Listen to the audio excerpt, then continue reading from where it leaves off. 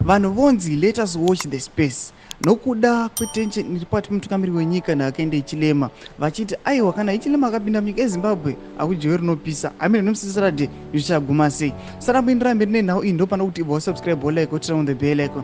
Tichipinda panapa paX paendo yeX tiona vakomana aiwa vari interested nenhau iyi ndovanoziva kuti Hichilema ndiye munhu ari kuda kuisa change munyika yeZimbabwe.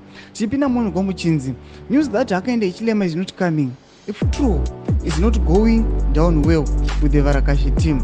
I see them all over casting aspersions at that man. How can he come when you openly call him a puppet of the West, a danger to security of the region, and a non-pan-Africanist? Even if it were me, with such lack of respect, I would stay away. Anyway, let's wait and see. Panapa tona vanhu vari kuzama kupinda panhau yacho but vanozopedzera kuti aiwa ngatingomirirai tione. Noda kuti vanhu vanyatsa kuona kuti aiwa paHichilema mukamuona akanyarara maybe no immaturity kana vanyatsa kuona kuti aiwa these guys usanachiita nharo navo kakuti westa nguva. These guys vamboshandisi brain. These guys vanongoda kungoita zvinhu zvejingirisa.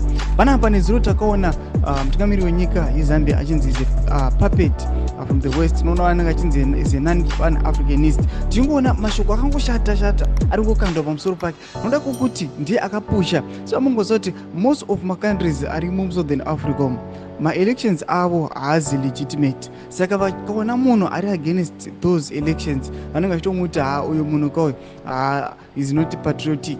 Zvinotodzai mafungiro enyu munoti kudii pamusoro pechitiko ichi. Tiona aiwa akaenda Hichilema chitemesa vanhu musoro sadhaki. Pinda comment section medu mutidze mafungiro enyu. Musanosubscribe or like and turn on the bell icon.